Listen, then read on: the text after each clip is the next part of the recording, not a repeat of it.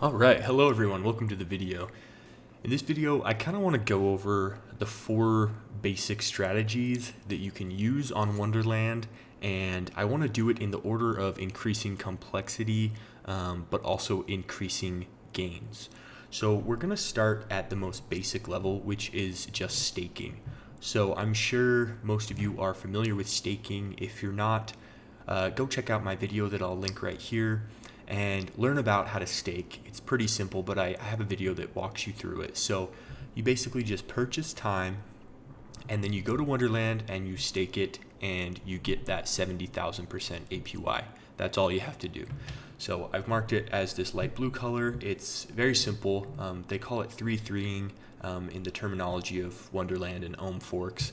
And this is just kind of the basic level that most people get started with. And this is fine. If you just want to leave it at this, that's totally fine. I mean, 70,000 APY, who wouldn't be happy with that, right? So if you're just interested in staking, just feel good about that. You're making a great investment still. But if you want to level up a little bit and do something that requires a little bit more work, a little bit more active investing, you can do minting. So this is called 4-4ing in the terminology of Ohm forks. And basically what you do is you just purchase time at a discount, and it's given to you over a 5-day period. And this will boost your APYs above the 70,000% you can achieve from staking only. You can watch another video that I'll link right here about minting, and I can show you with a calculator in that video exactly how it boosts your APY above this 70,000%. So this is great. It gives you a little bit more on your investment. You're not getting diluted as much as someone who is just staking, but it does require a little bit more work, a little bit more know-how, and you have to be a little bit active. So you'll have to log into Wonderland at least once a day if you want to achieve better APYs than purely staking. The next on our list is leveraged staking. So leveraged staking, otherwise called 9-9, is where you stake your time, and then instead of just hanging out with your memo and collecting more memo every rebase, you actually go to Abracadabra.money, which I have another video covering the tokenomics of Abracadabra, and you use your memo. You first convert it to wrapped memo, actually, but not a big deal, same thing. And then you borrow MIM and you buy more time with that. So you're basically taking out a loan with your memo as collateral and then just purchasing more time and staking it. You can do this as much as you want.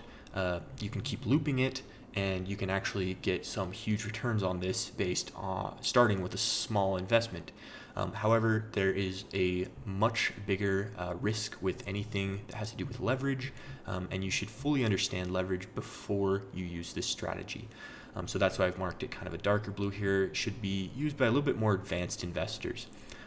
You can get liquidated, which means your money is going to be taken from you, and there's going to be a large 10% fee charged to you for being liquidated. So these are kind of the top 3 strategies that most people are at least familiar with. Most people are probably just going to be staking. Then you're going to have the minters and leverage stakers that are getting a little bit more than the people who are just staking, but requires more work and more risk. The final one that most people may not be aware of is leveraged minting. So this is where you stake your time just like you would on the first level, and then you deposit your wrapped memo into Abracadabra just like you do with leveraged staking.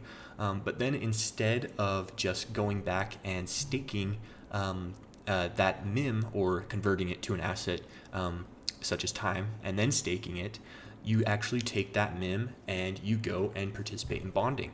And that can boost your APY even more. And then as you get time given back to you from that bond, as it is being doled out to you over the 5-day period, then you can take that and you can go back to Abracadabra.money and you can get more collateral, and then you can mint again, and you can just keep looping this just like you're doing with staking.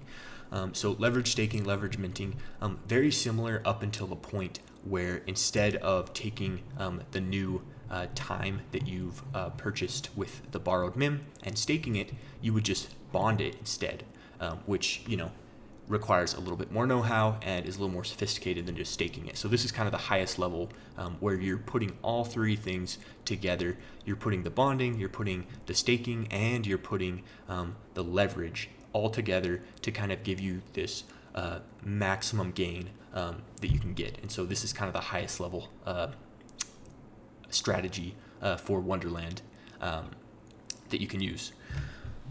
Hopefully these made sense. Hopefully these strategies make sense to you. This is an investment advice. Keep that in mind. You should do your own research before participating in any of these strategies. Just to go over again, we got staking, easiest, simplest, least work. Minting, a little bit more work but higher APYs. Leverage staking, a lot more risk than the previous two, but can get you a lot more gains. And then leveraged minting, which is pretty similar to leverage staking and risk, but it does require a lot more work on your part to manage the bonds and collect those and restake them as they are distributed to you. All right, if you like this video, please make sure to subscribe. I'm going to be releasing more DeFi videos, especially on Wonderland and Abracadabra, so you'll definitely want to be subscribed in order to catch those. Like the video if you like the video, it helps me out a lot. Thanks a lot for watching, and I hope you have a great rest of your day.